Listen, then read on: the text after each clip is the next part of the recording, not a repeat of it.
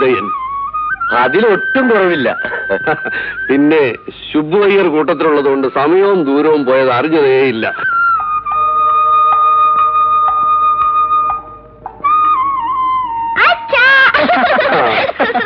പിന്നെ എങ്ങനെയുണ്ടേ നമ്മുടെ പുതിയ കുതിര? നല്ല ഒന്നാന്തരമാ. എവനെ നമുക്ക് പന്തയത്തിന് കൊണ്ടുപോകണം. എടോ കുതിരക്കാരാ, എനിക്കൊരു ചിന്ന സന്ദേഹം, ഒരു സംശയം. അപ്പോഴേക്കും സ്വാമിക്ക് സംശയം തുടങ്ങിയോ? ഇല്ല, ഞാൻ പലപ്പോഴും കേൾക്കണമെന്ന് വിചാരിച്ചതാണ്. ഇന്തോ കുതിര കടിക്കുമോ? ബൈറ്റിംഗ് ഹാബിറ്റ് ഉണ്ടോ? എന്റെ സന്ദേഹം ബുദ്ധമായോ? അത് സംശയിക്കേ വേണ്ട സ്വാമി.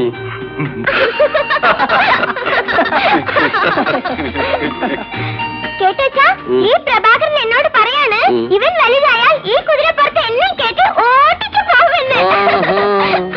സിദ്ധയ്യന്റെ മകൻ ആള് മോശമില്ലല്ലോ. നീ അവളെ പറഞ്ഞോ? ഈ കുഞ്ഞ് ആരാണെന്നാണോ നീ മനസ്സിലാക്കിയത്? അതിന് അവളെ പറയാൻ പാടുണ്ടോ? ആ സത്തെ അവർക്ക് എന്തറിയാം? അവർക്ക് എങ്ങനെ വലിപ്പച്ചെറുപ്പം വല്ലതും ഉണ്ടോ? അവർ കുട്ടികളല്ലേ. എന്നാലും അങ്ങനെയൊക്കെ പറയാൻ പാടുണ്ടോ? ഇനി നീ അങ്ങനെ പറയടാ. ഇല്ലച്ചാ. സിദ്ധയ്യ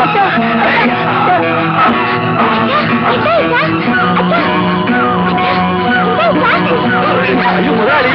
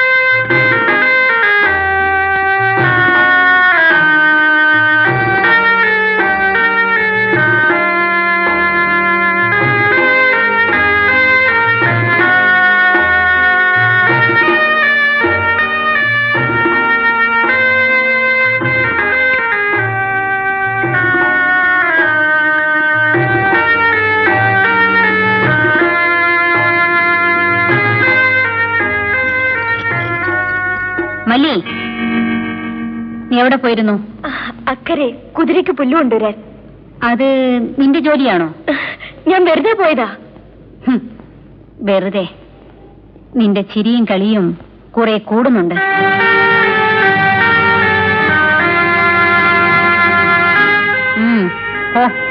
പോയി ജോലി നോക്ക്.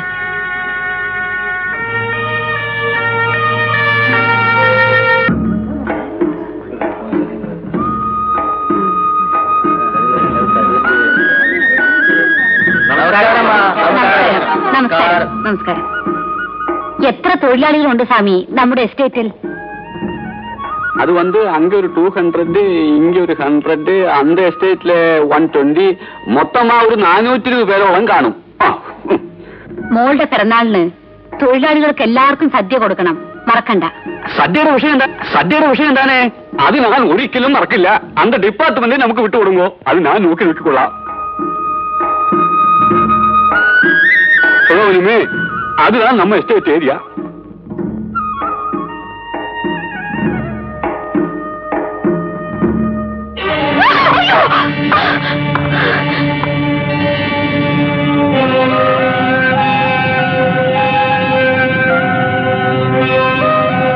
ക്ഷമിക്കണം കൊച്ചമ്മേ. ക്ഷമിക്കണം പോലും? എടാ, നീ കൊച്ചമ്മയെ സഹായിക്കൊന്നും വേണ്ട.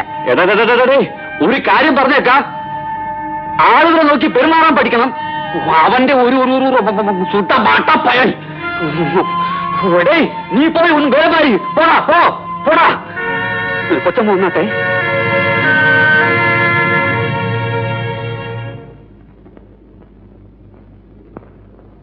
മതിയടാ, മതി, നിർത്തിക്കളാ. എന്താ ചേട്ടാ ഈ ജോലി? എടാ, നിന്റെ സങ്കടവും ഗതികേടും കണ്ടുകൊണ്ടാണ് നിന്നെ അങ്ങോട്ട് കൂട്ടിക്കൊണ്ടു വന്നത്. ആ ഓർമ്മ നിനക്ക് വേണമായിരുന്നു. എനിക്കൊന്നും മനസ്സിലാവുന്നില്ല ചേട്ടാ. എടാ, ആരോട് എങ്ങനെ പെരുമാറണമെന്ന് അറിയണം. നിന്നെപ്പോലത്തെ ഒരു തെണ്ടിയെ ഇവിടെ കൊണ്ടുവന്ന് കെട്ടിയ എന്നെ ചവിട്ടണം. എടുക്കാനുള്ളതൊക്കെ വേഗം എടുത്തോ. ഓഫീസിൽ പോയി ശമ്പളം മേടിച്ചോ. നോക്കി നിൽക്കാതെ വേഗം പോടാ, കെട്ടി. ഇതാരുടെ കൽപ്പനയാ? ആരാ അവിടെ കൽപ്പിക്കാനുള്ളത്? അവര് തന്നെ. പോരെ?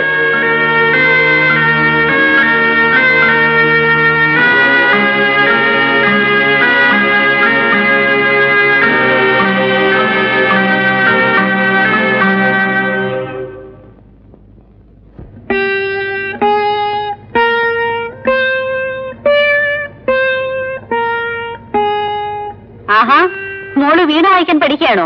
ഇതമ്മേ ഒന്ന് വായിക്ക. എനിക്ക് അല്പം കൂടെ ജോലിയുണ്ട്. വായിക്കമ്മേ, നോക്കച്ചാ. അച്ഛനോട് പറ. മല്ലി, ആ മോളിങ്ങി തരും. മല്ലി. അച്ഛൻ വായിക്കാം.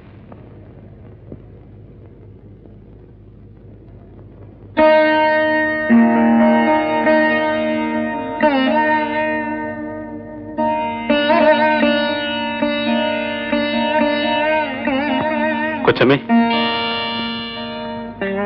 എന്താ? എനിക്കൊരു കാര്യം പറയാനുണ്ടായിരുന്നു. എനിക്കൊന്നും കേൾക്കണ്ട.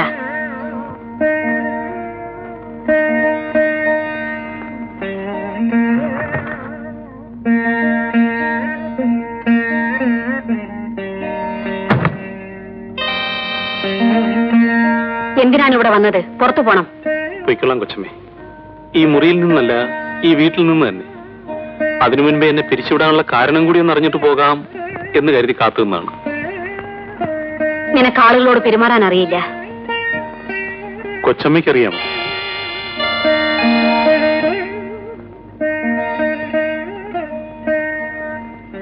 ഞാനിവിടെ താരാണെന്നറിയാമോ? അറിയാം. 3 കൊല്ലമായി സുഖമില്ലാതെ കിടക്കുന്ന തമ്പി അദ്ദേഹത്തിന്റെ ഭാര്യയാണെന്നറിയാം. കൊച്ചമ്മ ഒരു സ്ത്രീയാണെന്നും അറിയാം. നീ എന്നെ പരിഹസിക്കാണോ? അയ്യോ അല്ല, ഞാനെല്ലാം മനസ്സിലാക്കിയതുകൊണ്ട് പറയുകയാണ്. എന്തോന്ന് മനസ്സിലാക്കിയെന്ന്? കൊച്ചമ്മ പലപ്പോഴും എന്നെ നോക്കി നിൽക്കുന്നത് ഞാൻ ശ്രദ്ധിച്ചിട്ടുണ്ട്.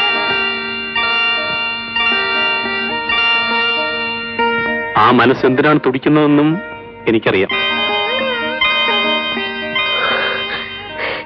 എല്ലാം കള്ളം. അനാവശ്യം പറയാതെ ഇവിടെ ഇറങ്ങി പോകുന്നുണ്ടോ? ഞാൻ പോയേക്കാം. പക്ഷെ കൊച്ചമ്മയ്ക്ക് പറ്റിയ തെറ്റിന് എന്നെയാണോ ശിക്ഷിക്കേണ്ടത്?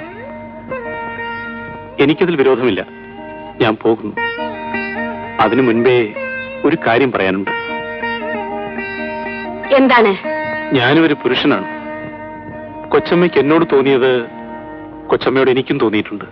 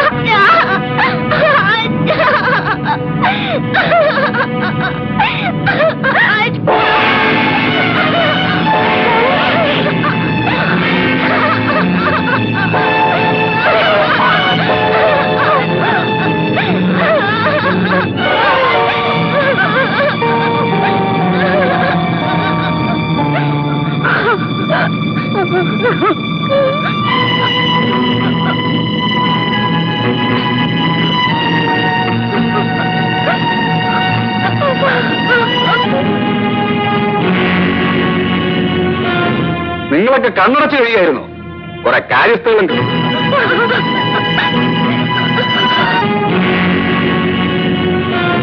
നിങ്ങളൊക്കെ കണ്ണടച്ച് കഴിയായിരുന്നു.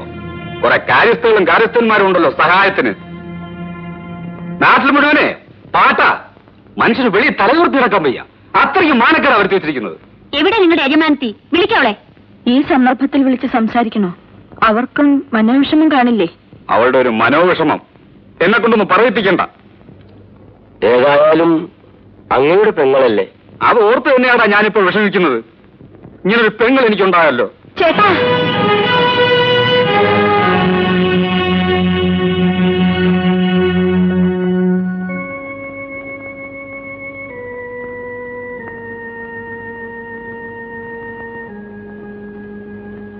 ചേട്ടൻ ഇനി ഒന്നും പറയണമെന്നില്ല. എന്തു പറഞ്ഞാലും എനിക്കതിന് മറുപടിയില്ല. എന്നുവെച്ചാൽ എനിക്കങ്ങനെ ഒരു തെറ്റ് പറ്റിപ്പോയി. അത് നിങ്ങൾക്കെല്ലാം മാനക്കേടുണ്ടാക്കുന്ന കാര്യമാണെന്ന് എനിക്കറിയാം. അതിൽ നിന്നും നിങ്ങളെല്ലാം ഞാൻ രക്ഷപ്പെടുത്താൻ പോകുകയാണ്. എങ്ങനെയാടി ഇനി നീ ഞങ്ങളെയൊക്കെ രക്ഷപ്പെടുത്താൻ പോകുന്നത്? ഞാൻ ചന്ദ്രശേഖരനെ എന്റെ ഭർത്താവായി സ്വീകരിക്കാൻ പോകുകയാണ്. എന്ത്? സൗദാമിനി, എടി, നീ സ്വഭാവത്തോടുകൂടിയാണോ സംസാരിക്കുന്നത്? അതെ ചേട്ടാ, ഞാൻ തീരുമാനിച്ചു കഴിഞ്ഞു. വരൂ, ഇനി ഒരു നിമിഷം നമ്മൾ ഇവിടെ നിന്നുകൂടാ. എടി, നീയും ഞാൻ തമ്മിലൊരു ബന്ധമുണ്ടല്ലോ, രക്തബന്ധം. അത് ഇന്നിവിടെ വെച്ച് അവസാനിച്ചിരിക്കുന്നു. വലുതവി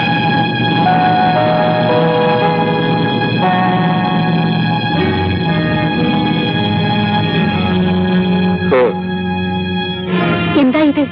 ഇത് വാങ്ങിക്കൂ കൊച്ചമ്മേ. സിദ്ധിയ,